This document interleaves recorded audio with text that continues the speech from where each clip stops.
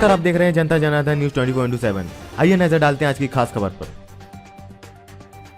जनता Janardan news 24/7 की team ने आज मैनपुरी जनपद के करेल प्रथम से जिला पंचायत सदस्य श्री अवनीश यादव जी से की खास मुलाकात।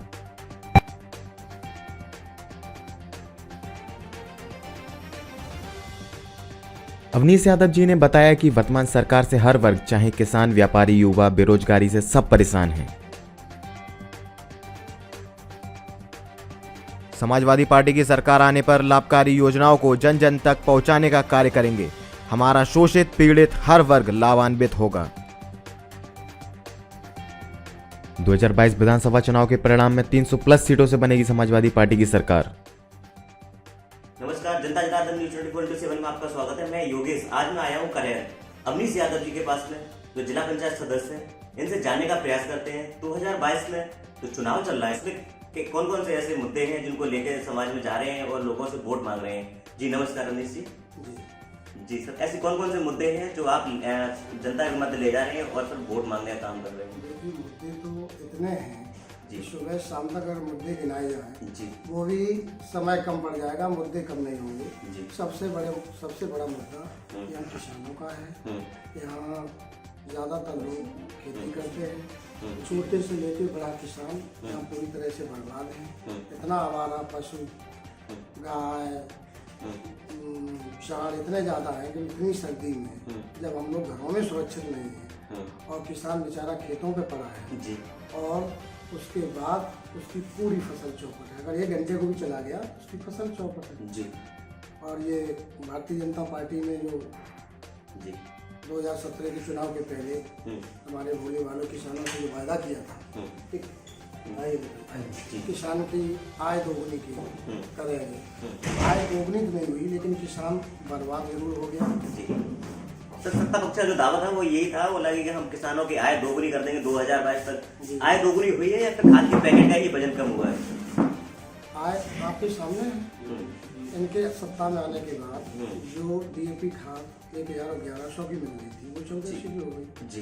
बिजली महंगी हो गई जी, डीजल पेट्रोल इतना महंगा हो गया जी। कि वो सारा बोझ किसान पे तो पड़ रहा है जी, और उसकी जो उपज है जी। किसान जो न्यूनतम समर्थन मूल्य तय करती है MSP जी, उस किसी किसान का उस रेट पर हमारे यहाँ भी ये करेल क्षेत्र जो है गेहूँ और धान का क्षेत्र है।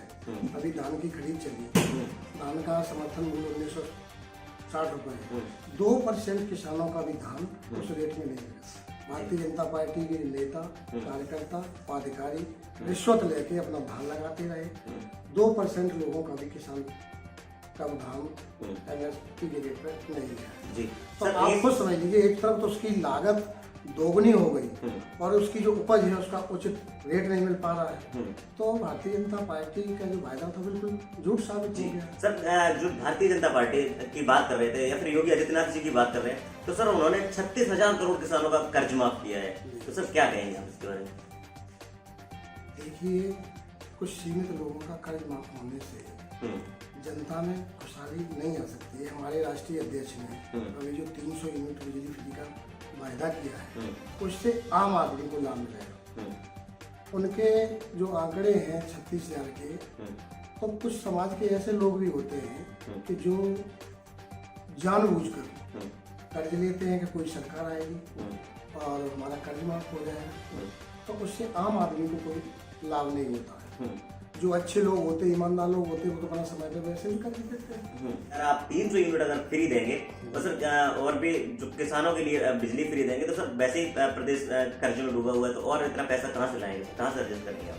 वो पूरा मैंने राष्ट्रीय अध्यक्ष से विचार विमर्श करने के बाद जी पूरा कर चुके हैं। जी, जो पैसा भारतीय जनता पार्टी ने भ्रष्टाचार में और मदों में खर्च किया है वो सब न करके पूरा मैनेज हो जाएगा। राष्ट्रीय अध्यक्ष ने पूरा प्लान तैयार कर लिया, उसके बाद ही दूसरा पद तैयार किया जाएगा। किसानों का आपने देखा हो उत्तर भारत में गन्ने की खेती बहुत ज्यादा होती है, तो माननीय अध्यक्ष जी ने, अखिलेश यादव जी ने ये वायदा किया हम 15 दिन के अंदर किसानों का जो पैसा है वो भुगतान करेंगे। तो सर ये संभव है क्या? हमारे राष्ट्रीय अध्यक्ष ने पिछली 3 बार हमारी समाजवादी पार्टी की सरकार चलाई है। पिछली बार 2012 में अखिलेश जी मुख्यमंत्री बने तो उन्होंने जो भी वायदे किए थे, आप बताइए कौन सा वायदा पूरा नहीं हुआ? जी जो भी कहते हैं पूरा करते सर हैं। अगर हमारी आपने पार्टी काम पर विश्वास करती है, भारतीय जनता पार्टी झूठ पर विश्वास करती है। सर ये आपने देखा करोड़ों की संख्या में युवा बेरोजगार हैं, तो सर आपकी अगर सरकार आती तो आप युवाओं को रोजगार किस माध्यम से दिलाएंगे? पूरा प्रयास किया जाएगा जी। देखिए पिछली बार समाजवादी पार्टी की जो भी कल्याणकारी योजनाएं चल रही थी, भारतीय जनता पार्टी ने सारी योजनाएं बंद कर दी। हमारी सरकार ने कन्याओं को कन्या विद्याधन, युवाओं को लैपटॉप, आवेदन मिल रहा था, सारे समाप्त कर दिए, सारी योजनाएं बंद कर दी। एम्बुलेंस, जितनी कल्याणकारी योजनाएं थी सर, डायल 100 और एम्बुलेंस चल रही है, लेकिन उसका नंबर कम कर दिया गया। जैसे 100 था, 100 का 112 कर दिया। आप ये बताइए कि भारतीय जनता पार्टी कौन सी ऐसी नई योजना लाई है जिससे आम समाज को लाभ मिला? नाम बदलने के अलावा जिलों के नाम बदले, उन्होंने 100 डायल थी, 100 आपने 12 कर दी। इसके अलावा उन्होंने क्या किया? सत्ता पक्ष का जो दावा है वो ये है कि सर इसमें महिलाएं सुरक्षित हैं और आम जन सुरक्षित है। जो भी एक ठोको अभियान चलाया गया था, तो सर क्या लग रहा है? महिलाएं कितनी सुरक्षित हैं आपके सामने उदाहरण है।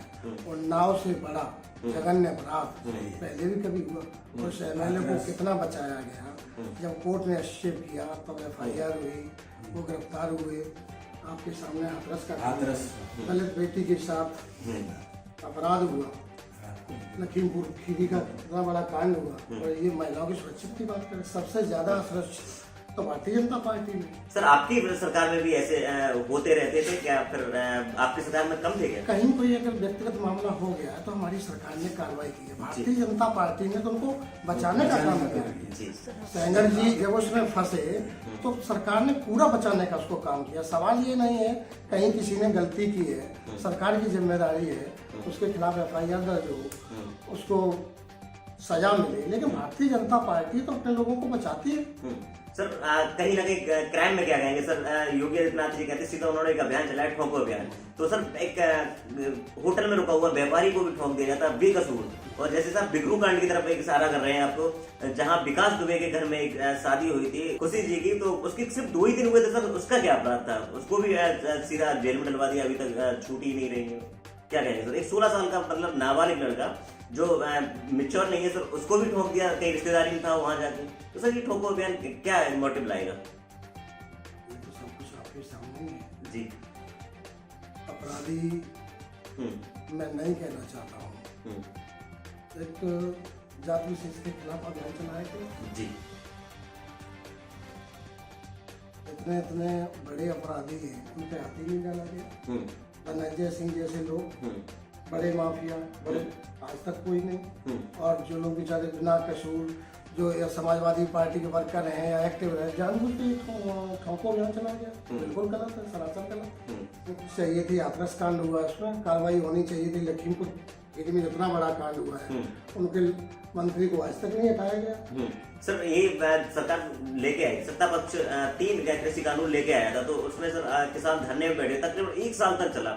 1 साल के बाद किसान को जो था बिल था वो वापस कर लिया गया। तो सर इसमें क्या विधानसभा चुनाव में इसका कुछ असर पड़ेगा? पूरा असर आपको देखने को मिल रहा है।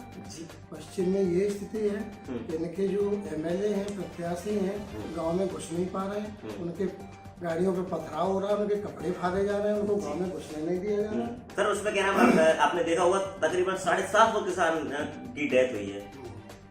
तो सर कहीं ना कहीं विधानसभा में इससे बड़ी विडम्बना क्या होगी आप बताइए? जी। तो उसका संदेश पूरा साफ है। आज तक कभी ऐसा हुआ है कि भारत सरकार का गृह मंत्री गांव-गांव, गली-गली में वोट मांग रहे हैं, और जहां वो वोट मांग रहे हैं, पहले चरण का चुनाव है, और उसी क्षेत्र में उनके MLAs को, उनके प्रत्याशियों को घुसने नहीं दिया जा रहा है, कपड़े फाड़े जा रहे हैं, पथराव हो रहा है, उनको नंगा किया जा रहा है। इससे ज्यादा उदाहरण और क्या होगा आप बताइए? जी सर, यदि आपकी सरकार आती है तो उन किसानों के परिवार को आप किस तरीके से राहत दिलाएंगे? देखिए, हमारे राष्ट्रीय अध्यक्ष की बात करते हो तो उन्होंने पिछली बार ही किसानों की पूरी मुफ्त सिंचाई आज भी वायदा किया, किसानों को पूरी मुफ्त सिंचाई देंगे, बिजली की दरें सस्ती करेंगे, 300 यूनिट बिजली देंगे, और हमारे राष्ट्रीय अध्यक्ष ने फिर वायदा कर दिया किसानों की मुफ्त सिंचाई करें। ये तो बहुत बड़ा काम है भाई, कृषि प्रधान देश है, इसमें ज़्यादातर लोग खेती करते हैं, और चूंकि हमारे मुख्यमंत्री जी किसान के बीच से निकले हैं, उनको किसान का दर्द पता है। सबसे पहले उन्होंने किसानों की मुफ्त सिंचाई का वायदा किया, ये बहुत बड़ा काम है। ये बहुत बड़ा आरोप लग रहा है आपकी पार्टी में, लगता है सर परिवारवाद है आपकी पार्टी में। तो सर आपने देखा 2022 में हम लोगों का जो मानना है तो ये परिवारवाद से बिल्कुल अलग एक नई समाजवादी है। तो सर क्या इसका असर पड़ेगा? यही भारतीय जनता पार्टी पर कुछ भी जो कहने को नहीं बचा तो उन्होंने परिवारवाद के नाम पर दिया। आज आप देख रहे हैं, अभी आपने कहा तो लोकतांत्रिक पार्टी छोड़ते चले गए। हमारे राष्ट्रीय अध्यक्ष कोई परवाह नहीं कर रहे। राष्ट्रीय अध्यक्ष चुनाव लड़ना, जो कल सरकार बनेगी मुख्यमंत्री बनना है, उन्हें किसी सदन का सदस्य होना जरूरी है। और जब भारतीय जनता पार्टी ये चैलेंज करने लगी अपने से क्यों नहीं चुनाव लड़ते हैं, तो उन्होंने चुनाव लड़ने का ऐलान कर दिया, चुनाव लड़ रहे हैं। और चूंकि शिवपाल सिंह जी अपना अलग दल बना लिया और वो समझौता हुआ है, कई दलों से समझौता हुआ है, तो समझौते के तहत उनको जिस मुद्दे का कर दिया गया, तो वहाँ से कोई नया मेंबर चुना नहीं गया। जी, भारतीय जनता पार्टी को तो कुछ बचा ही नहीं। परिवारवाद का आरोप लगा रहे थे, हमारे राष्ट्रीय अध्यक्ष से ऊपर उठ के काम कर रहे हैं। जी, वही लोग चुनाव लड़ रहे हैं। जी। अभी हमारी बात हो रही थी अवनीश जी से। अवनीश जी ने बताया बड़े सरल स्वभाव से 2022 में जो विधानसभा चुनाव है 300 प्लस सीटों से भारी बहुमत से बनेगी समाजवादी पार्टी की सरकार। धन्यवाद।